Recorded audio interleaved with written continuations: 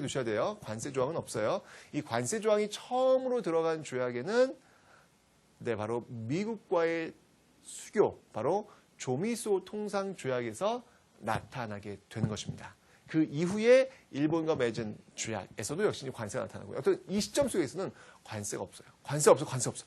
개항할 때 관세 없음. 꼭 기억해 두셔야 돼요. 시험 잘 나옵니다. 아시죠? 자, 강화도 조약. 자, 이제 어떻게 할까요? 문은 열렸어요, 이제. 자, 그러면서 두 세력으로 나뉘게 되겠죠. 자, 어떤 세력과 어떤 세력으로 나뉘겠습니까? 그렇죠. 바로 이 개화파와 위정척사파로 나뉘게 됩니다. 이 개화파와 위정척사파. 개화파와 위정척사파로 나뉘게 됩니다. 개화파는 뭐 이제 외국의 문문을 받아들이자. 위정척사파는 있을 수 없는 일이다! 라고 주장하는 그런 세력들. 개화파와 위정척사파. 자, 이 개화파는요, 다시 두 세력으로 나뉠 겁니다. 어떤 세력과 어떤 세력으로 나뉘죠? 네, 바로 온건개화파와 급진개화파로 나뉘게 되겠죠. 온건개화파와 급진개화파로 나뉘게 됩니다. 자, 어쩌니 이 개화파들은요, 이 개혁을 단행하기 위해서 개화정책기구를 하나 만들어냅니다. 그 개화정책기구가 뭐예요? 중요합니다. 바로 통리, 기무, 아문. 그죠? 이 통리, 기무, 아문은 여러분들 꼭 기억해 두셔야 됩니다. 통리, 기무, 아문. 나중에 이제 여러분들 가보개혁이 단행되었을 때, 그 만들어냈던 그 개혁정책기구가 있어요. 그 기구의 이름이 바로 군국기무처거든요.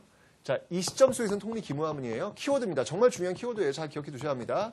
자, 요 개화, 강화도 조약으로 문 열자마자 만들었던 개화정책기구가 바로 통리, 기무, 아문이고, 가보개혁 때 이제 만들었던 그 개혁들을 단행하기 위해서 만들었던 그 기구가 바로 군국기무처. 요 두 가지였던 그 차이를 반드시 시기별 어떤 차이를 꼭 기억해 두셔야 합니다. 통리, 기무, 아문. 이 온건파는 여러분들 어떤 개화를 하자는 거예요? 온건파는 동도 서기에 입각한 그런 개화를 하자라는 쪽이고, 이 급진개화파, 뭐 김옥균이라든지 뭐 이런 인물들이 되겠죠. 이쪽은 바로 문명 개화론, 문명 개화론에 입각한 그런 개화를 하자라고 주장하는 어떤 그런 세력들이었습니다. 자, 어쨌든 이런 그 통리, 기무함을 중심한 이들의 어떤 그 개화 정책들은요, 첫 번째 반발에 부딪히게 됩니다. 그 첫 번째 반발이 무엇인가요? 네, 그게 바로 이 통리, 기무함은 과정 속에서 여러분들 그 별기군 있잖아요. 별기군이 설치가 됩니다. 옛날 그 구식군대라고 할 수 있는 이 5군영을 2형으로 축소시키고, 그리고 신식군대인 이 통리, 기무함, 별기군을 세우게 된다.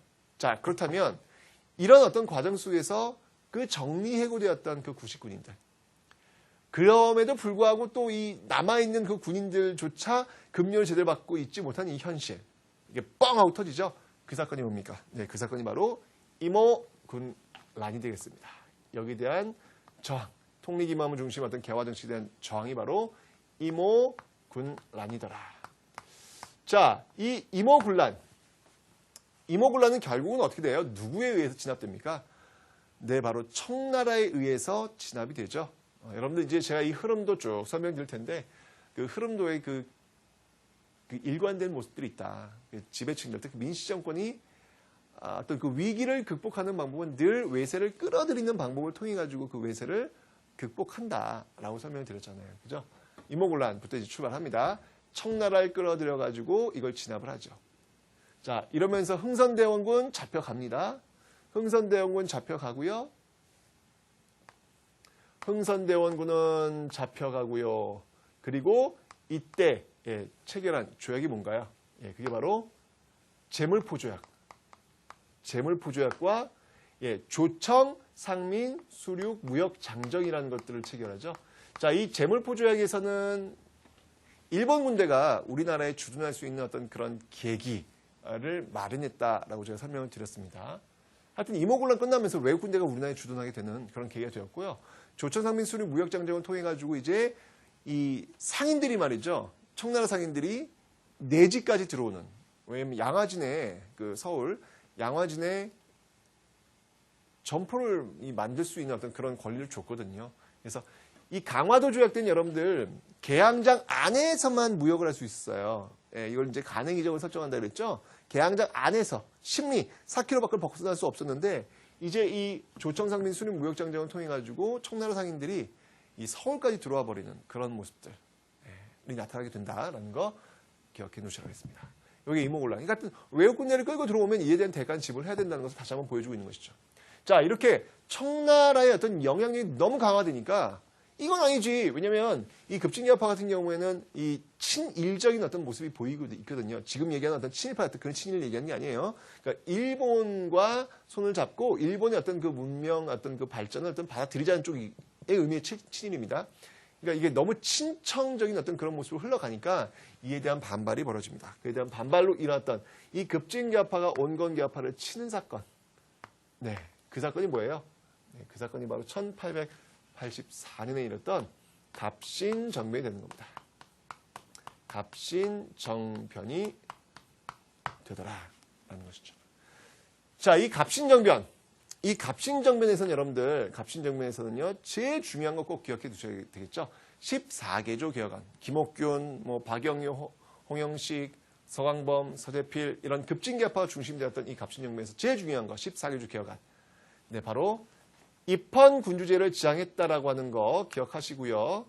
입헌 군주제를 지향했다는 사실.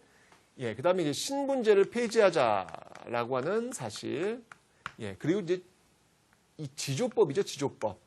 예, 이 지조법의 개혁을 하자라고 하는 그런 내용들이 이 14개조 개혁안에 담겨 있었다라는 얘기. 하지만 이 갑신정변 역시 누구의 진압에 의해서 또 청나라의 진압에 의해서 또 실패로 돌아갑니다. 또 대가를 또 지불해야 되겠죠. 일본에게는 한성조약을 체결해서 뭐 어떤 배상금을 또 지불하고요. 청나라의 영향력은 더욱더 강화되는, 그리고 또 텐진조약을 이때 체결하지 않습니까? 텐진조약 체결해서 들어왔던 그 양국 군대가 철수하고 또 한나라의 군대가 이제 우리나라에 또 들어올 때는 그에 대해 통보해 준다라고 하는 그런 텐진조약을 체결하고 있는 모습들 여러분들 보시면 되겠습니다.